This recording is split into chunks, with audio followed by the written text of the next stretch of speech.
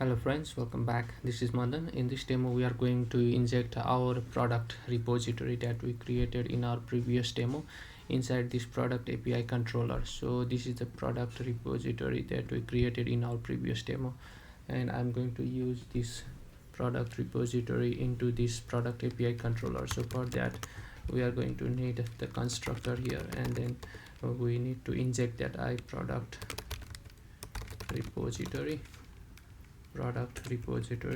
and then let's bring in the namespace for the product repository, as well as create the field for the product repository, and let's name this underscore.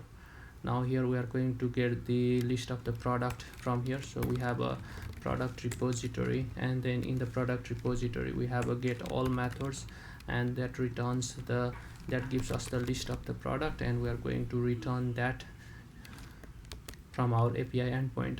And in order to create the product, we have a product repository, and then we have a add method, and then inside the add method we need to pass the product here. And we are going to cover the validation stuff in our future videos, so for this demo let's keep things simple. And then let's say bar inserted equal to, since this method returns boolean here, so boolean, and then let's return whether it has been inserted or not. And in order to update the product, same thing, we have a, let's create a variable bar updated equal to product repository dot update, and then we need to pass the product here, and we can return updated. And inside the updated updated, and here we can do is variable whether the product has been deleted or not. We can call product repository dot, we have a delete method, and we can pass ID here, and we can return deleted. Again, we'll be doing our validation stuff and improving our API controller in our future videos. But for now let's keep things simple.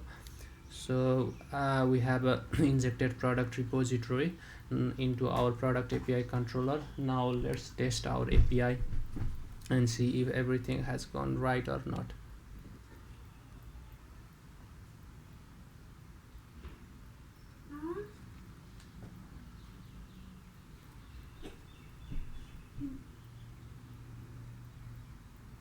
So our project is starting up, and then let's try our get endpoint. Try it now and execute, and then we get an empty response because there are no product in the database table.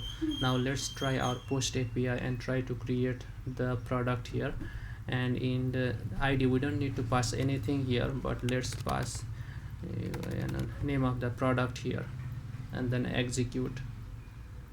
And we got the true response. That means the product has been successfully inserted into our database. And then let's again try our get API and see if we can fetch that product or not. So click on execute, and then we get the one result back.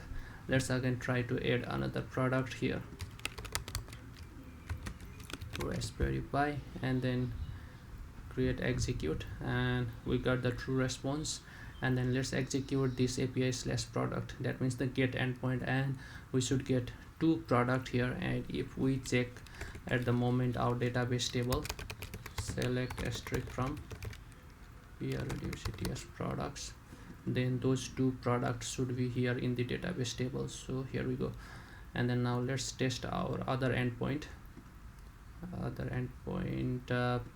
that means the update. So I'm going to update, let's click on try, and I'm going to update the product with the ID 1 and change its name to Arduino updated, and then click on execute, and again it has returned true. And if we click on the select all API endpoint, then we get the updated product. Now let's test our last endpoint, that is the delete endpoint, and then let's try it out. And I want to delete the product with the ID 2. Let's click on execute, and it has returned true. and then let's again fetch the API slash product, that means the get endpoint of the product API, and now we have only one product. So in this way we can perform CRUD operation in our web API. So this is it for in this video, friend, and in the future video we'll continue improving our API. So thanks for watching and have a great day.